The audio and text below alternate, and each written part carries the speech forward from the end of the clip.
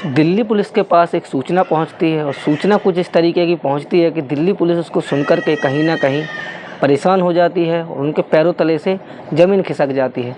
कुछ सूचनाएं कुछ इस तरीके की थी कि कोई भी सुनेगा तो उसको सुनकर के कहीं ना कहीं वो एक रोने पर मजबूर हो जाएगा, उनके आंसू निकल जाएंगे। तो नमस्कार, आदाब, सत श्री अकाल। मैं आपका अपना दोस्त संजय आज आप लोगों के बीच में एक ऐसी दिल दहला देने वाली कहानी सुनाने जा रहा हूँ जो कि दिल्ली में 2015 में घटित हुई थी। और इस कहानी में कुछ इस तरीके की आप लोगों को वाक़यात सुनाऊंगा कि जिसे सुनकर के आप लोग कहीं ना कहीं ये सोचने पर मजबूर हो जाओगे और यह सोचने लगोगे कि कोई भी इंसान इस तरीके से हैवान कैसे हो सकता है, या तो वो इंसान ही नहीं हो सकता है, अगर इंसान है तो इस तरीके से कैसे हैवान बन सकता है और ऐसे कृत्य को कैसे घटित कर सकता है।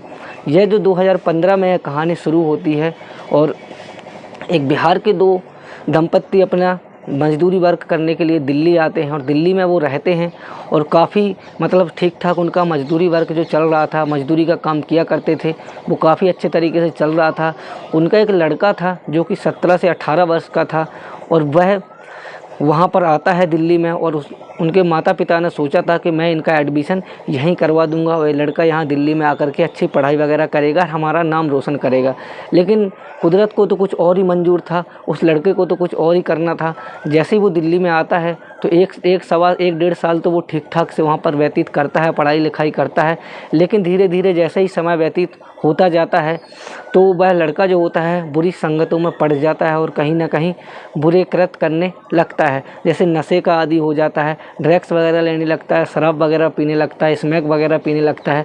इस तरीके के नशे की उसको इतनी बुरी तरीके से लत लग जाती है कि वह धीरे धीरे करके अपने माता पिता का जो घर होता है उसको भी छोड़ देता है और ना वह अपने रिश्तेदारों से कोई मतलब रखता है, ना अपने घर वालों से कोई मतलब रखता है। फुटपाथ पर अपना एक जीवन व्यतीत करने लगता है और अगर उसे नशा ना मिले तो एक पागल टाइप का हो जाता है। जैसे कोई साइको होता है उस तरीके का वो कृत्य करने लगता है, साइको की तरह अपनी हरकतें करने लगता है। अगर उसको नशा ना मिले तो पागलपन सा उसके ऊपर सवार हो जाता है, उसे कहीं ना कहीं से नशा चाहिए।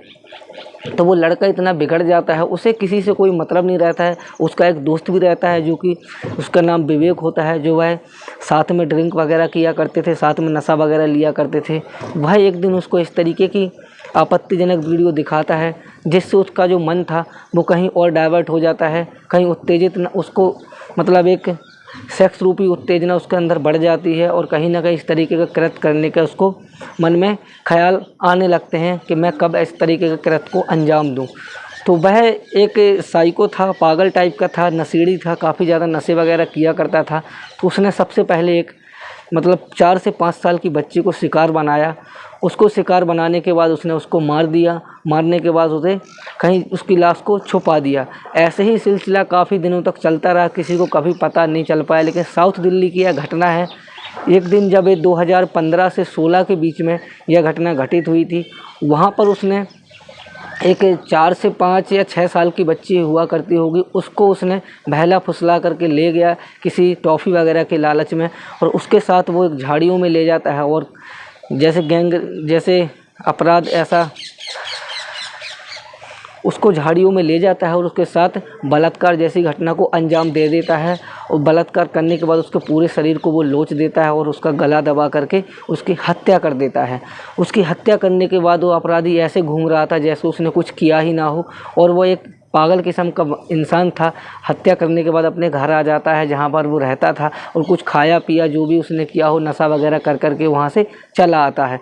जो उसका दोस्त हुआ करता था उसको उससे उसकी लड़ाई वगैरह हो जाती है। लड़ाई होने के बाद ये दोनों अलग अलग रहने लगते हैं। तो कहीं ना कहीं उस कृत्य को उसने अंजाम दिया। अंजाम देने के बाद जो उसका दोस्त था उसके कुछ डॉक्यूमेंट वगैरह वो चुरा लेता है और जहाँ पर उसने कृत्य किया था अपने दोस्त को फंसाने के लिए अपने दोस्त के डॉक्यूमेंट वगैरह वहाँ पर फेंक आता है डेड बॉडी के पास। तो यह जो घटना जहाँ जिन लोगों ने देखी थी उन लोगों ने तुरंत दिल्ली पुलिस को सूचना दी और दिल्ली पुलिस वहाँ पर अपनी टीम लेकर के पहुँच जाती है।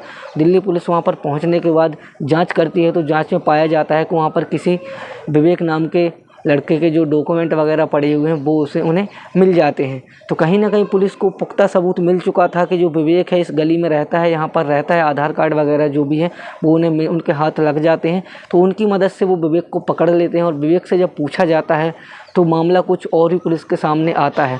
तो पुलिस कहीं ना कहीं ये सोच में पड़ जाती है कि किसने इस तरीके का अंजाम किया, किसने इस तरीके की घटना को अंजाम दिया। तो जो विवेक होता है वो भी कभी कहीं ना कहीं ये सोचने लगता है कि मेरे डॉक्यूमेंट इस तरीके से कौन वहाँ पर ले जा सकता है, क्योंकि विवेक तो निर्दोष था, कहीं ना कहीं नशा वगैरह करता था, लेकिन इस तरीके की घटना को उसने आज तक कभी अंजाम नहीं दिया था।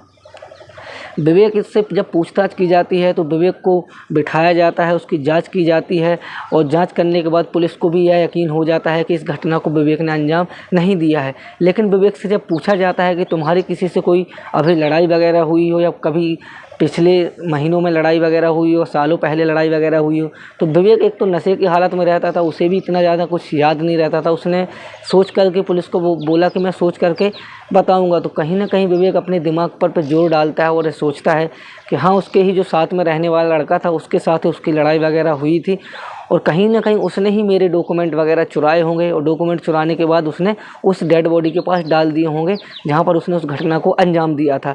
तो जब पुलिस उसको पकड़ती है, पुलिस पकड़ने के बाद उसके पास पहुंचती है, पुलिस के जब सूचना पुलिस को दे देता है ये, तो पुलिस उसको पकड़ने के लिए पहुंचती है। तो वो एक साइको टाइप का इंसान था कि पागलपन सा उसके सर पर सवार रहता था। जब पुलिस वहाँ पर पहुंची तो पुलिस ने उससे पूछताछ की। तो पुलिस ने जब उससे पूछताछ की तो कुछ सामने कुछ और ही मंजर था। पुलिस के भी पैरों तले से ज़मीन खिसक गई थी।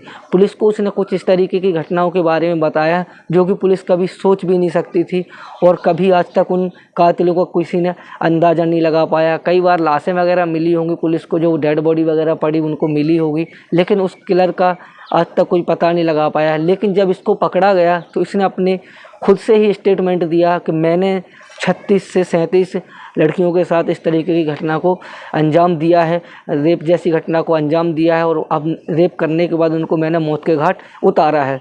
तो पुलिस उसको ले जाती है। पुलिस भी कहीं ना कहीं उसकी बातों पर विश्वास नहीं कर रही थी क्योंकि वो एक पागल टाइप का इंसान था। जब उसको पुलिस थाने में डालती है, जो घटना घटित हुई थी उस घटना के बारे में उससे पूछते हैं तो वह क्लियरली बता देता है कि मैंने इस तरीके से, मेरे साथ मेरे एक दोस्त ने मेरे को इस तरीके की आज से 2 से 3 साल पहले मेरे को एक वीडियो दिखाई थी जिससे मेरे अंदर यह उत्तेजना बढ़ गई थी और मुझे कहीं ना कहीं ऐसा लग रहा था कि मुझे इस तरीके का कृत्य करना चाहिए। तो वह उस वीडियो को देख करके प्रभावित हो जाता है और कम से कम 30 से 37 उसके मुँह से ही उसने बताया था कि मैंने 30 से 37 लड़कियों के साथ, बच्चियों के साथ ऐसी घटना को अंजाम दिया है। अगर उसका दोस्त उस समय उसको वो वीडियो ना दिखाता तो वो अपने नशेली जो पदार्थ यूज कर रहा था, नशा में ही मस्त था, उसको इन सब चीज़ों से कोई मतलब नहीं था। लेकिन उसके जो दोस्त ने उसके साथ इस तरीके की वीडियो वगैरह दिखाई और उससे उसकी जो उत्तेजना वगैरह है वो बढ़ गई थी और उसने 30 से 37 लड़कियों, बच्चियों के साथ रेप जैसी घटना को अंजाम दे दिया। पुलिस उसकी बातें सुनकर के कहीं ना कहीं ये सोच रही थी कि कहीं ना कहीं ये पागल है, या तो ये पागल है या फिर इसने सच में ऐसे अपराधों को अंजाम दिया है। उससे उस जो घटना घटित हुई थी उसके बारे में पूछा गया तो उसने बिल्कुल स्पष्ट रूप से बता दिया कि हाँ, मैंने इस घटना को अंजाम दिया है। इस तरीके से मैं उस बच्ची को लेकर के गया था, टॉफ़ी या बिस्किट के लालच में मैं उसको लेकर के गया था, वो मेरे साथ चली गई थी। मैंने उसका पहले तो गला दबाया, गला दबाने के बाद जब वो मर गई तो मैंने उसके साथ रेप जैसी घटना को अंजाम दिया और मैंने उसके पूरे शरीर को लोच लोच के खाया। ऐसा कुछ उसने स्टेटमेंट दिया था और उसको पकड़ करके पुलिस ने थाने में बंद कर दिया। फिर यह केस उन्होंने अदालत को सौंप दिया। अदालत में जब ये केस जाता है तो कई दिनों तक अदालत में ये केस चलता है और उसको जब पेश किया जाता है अदालत में तो वो अपना जुर्म खुद कबूल करता है कि मैंने इस तरीके की घटनाओं को अंजाम दिया है, इतने मैंने रेप किए हैं, इतने मैंने मर्डर किए हैं। तो कहीं ना कहीं अदालत भी उनकी बातों पर विश्वास कर करके उसको उम्र कैद की सज़ा सुना देती है।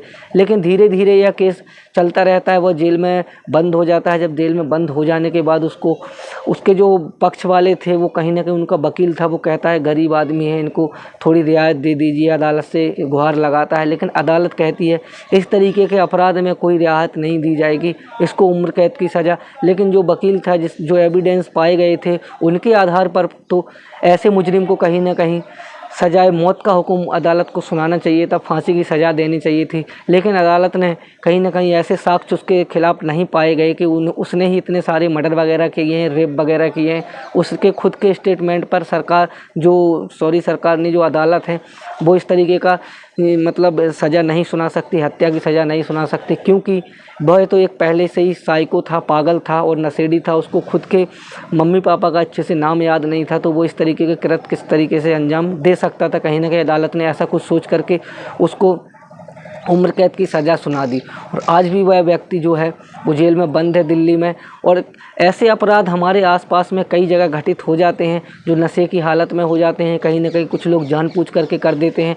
तो हमें ऐसे अपराधों से बचना चाहिए और ऐसे अपराध जहाँ होते हों तो हमें इनको रोकना चाहिए। कहीं ना कहीं हमें भी कोशिश करनी चाहिए कि ऐसे अपराध ना हों, क्योंकि ऐसे अपराध कहीं ना कहीं जब घटित हो जाते हैं तो आसपास का जो माहौल होता है वो बहुत ही ज़्यादा ख़राब हो जाता है और ऐसे जो मुजरिम प्रवृत्ति के लोग होते हैं उनको थोड़ा बहुत बढ़ावा मिल जाता है तो वो ऐसे अपराधों को कई बार अंजाम देने की कोशिश करते हैं। तो हमारा यह स्टोरी सुनाने का उद्देश्य किसी की भावनाओं को ठेस पहुंचाने का नहीं था, ना ही किसी की भावनाओं के साथ खिलवाड़ करने का था।